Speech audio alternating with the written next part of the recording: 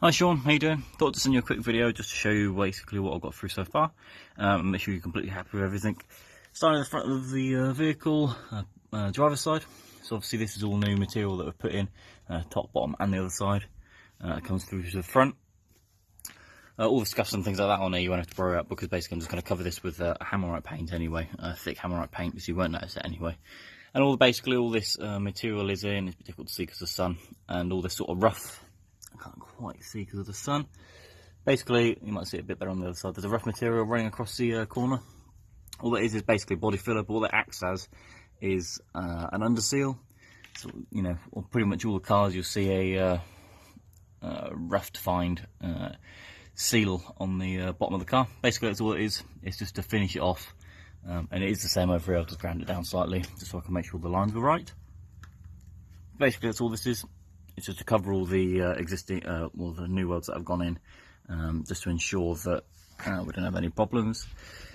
All this was cleaned back. Obviously you can see it's still quite thin, but it is completely structurally sound, and made sure it's nice and strong. Basically didn't want to move this because this is obviously where the front of that bumper mounts onto. We've had to get new, and if I move this, you know, the alignment might be slightly off, which means the headlights might be slightly off, which means everything else might be slightly off. So it was best to just keep this in place, clean it up the best I could.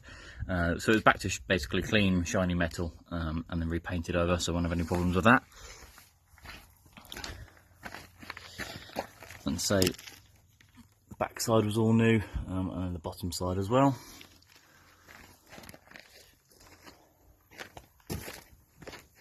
The other side, you can see it a bit better possibly on this side because the sun. Yeah, there you go. So basically it just looks like a thick gloop, but it's the best chance you've got of it lasting a lot longer, and obviously the primer on top. But say it's pretty the same to the underneath of the existing part of the car anyway. Got to see it a little bit better there, but again the same sort of process, keeping that front bit there so we don't move it at all.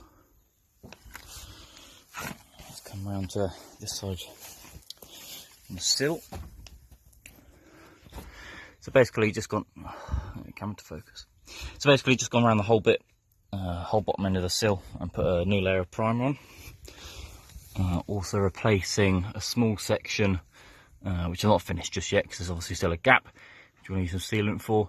But basically we're replacing a section here between just where the passenger side door opens and where it begins to finish on halfway through the rail for the sliding door. Basically this bit was replaced and then everything else was cleaned up because it was actually pretty strong metal. But so this is the only bit to go, which we'll just use some under sealant or tiger seal for. It's just too thin to weld onto really.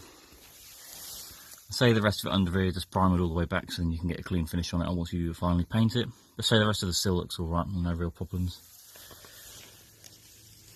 Okay, thanks for watching, Sean.